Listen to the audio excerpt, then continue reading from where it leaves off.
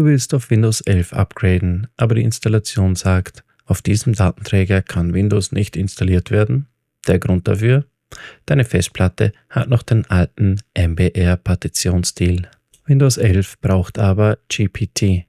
Und jetzt denkst du vielleicht, muss ich jetzt alles neu installieren?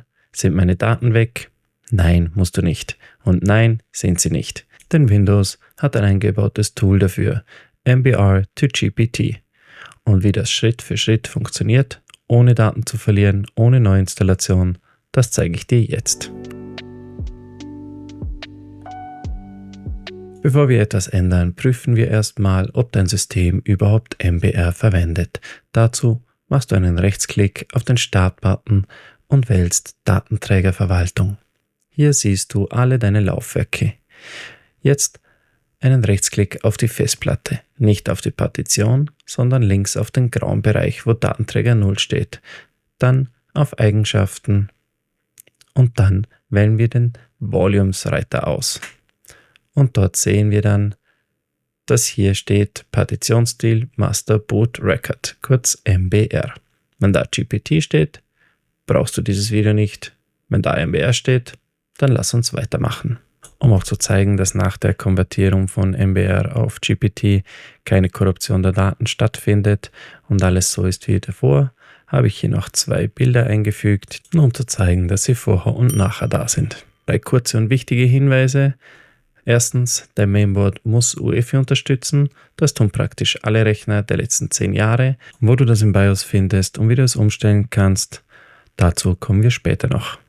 Und zweitens, falls du BitLocker aktiviert hast, deaktiviere es vorher, denn dadurch kann es eventuell zu Problemen kommen. Und wie wir schauen können, ob BitLocker aktiviert oder deaktiviert ist, machen wir, indem wir unten auf die Suche gehen und Systemsteuerung eingeben, dann das Ganze öffnen.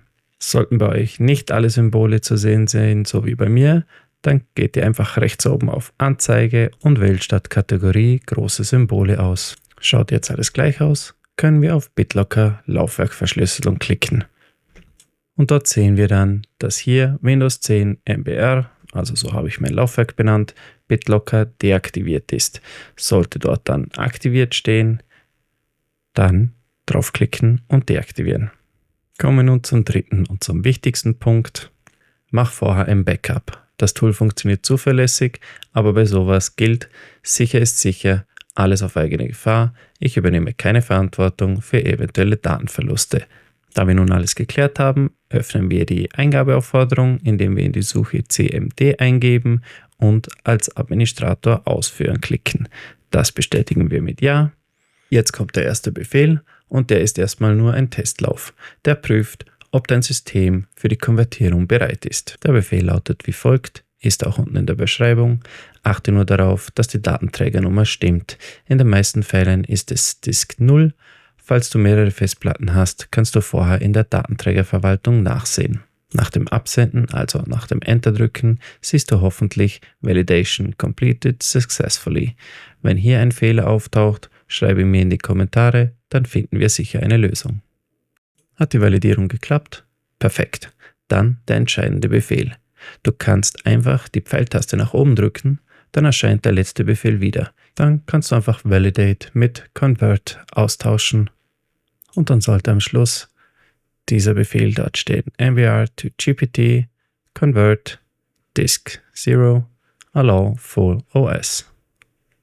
Enter drücken und jetzt passiert's. Das Tool konvertiert deine Festplatte von MBR auf GPT.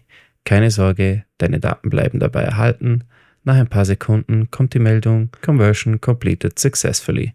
Ganz unten steht dann noch ein wichtiger Hinweis, du musst vor dem nächsten Start ins BIOS und dort auf UEFI umschalten. Genau das machen wir jetzt. Computer neu starten. Sobald der Bildschirm ausgeht, mehrfach die Entfernen-Taste drücken. Das ist bei den meisten PCs die Taste, um ins BIOS zu gelangen. Bei manchen Herstellern ist es F2 oder auch F10. Im BIOS angekommen, suchst du nach dem Punkt Boot, Boot Mode oder Boot Option oder auch CSM. Stell das von Legacy oder auch von CSM auf UEFI um, dann speichern und verlassen. Dein PC startet jetzt neu und wenn alles geklappt hat, bootet Windows ganz normal wie vorher, nur eben mit GPT. Und um das zu kontrollieren, gehen wir wieder Rechtsklick auf Start, Datenträgerverwaltung. Dann schauen wir wieder, wo unsere Datenträger 0 ist. Dort machen wir wiederum den Rechtsklick, Eigenschaften und beim neuen geöffneten Fenster gehen wir wieder auf Volumes und sehen dort GPT statt MBR. Und jetzt siehst du vielleicht ein neues Laufwerk mit einem Buchstaben. Das ist die ehemalige MBR-Systempartition, jetzt sozusagen ein Überbleibsel. Die ist winzig, meistens 50 bis 100 Megabyte. Wir wollen sie aber nicht im Explorer sehen. Ich habe hier zwar keinen übrigen Datenträger mit den 100 MB, darum als Beispiel an dieser Platte. Also einen Rechtsklick in der Datenträgerverwaltung drauf, Laufwerkbuchstabe und Pfade ändern und dann einfach den Buchstaben entfernen. Die Partition nicht löschen, nur den Buchstaben entfernen. Dann verschwindet das Laufwerk aus dem Explorer, die Partition bleibt aber da, wo sie hingehört. Und das war's. Deine Festplatte läuft jetzt mit GPT, deine Daten sind noch da und du kannst Windows 11 installieren oder upgraden. Kein Datenverlust, kein neues Aufsetzen, kein teures Zusatztool, einfach nur das, was Windows schon mitbringt. Falls du bei der Validierung einen Fehler hattest oder irgendwas nicht geklappt hat, schreib mir den Fehler in die Kommentare, dann helfe ich dir weiter. Wenn dir das Video geholfen hat, lass gerne einen Like da und abonniere den Kanal. Danke fürs Zuschauen und bis zum nächsten Mal. Tschüss.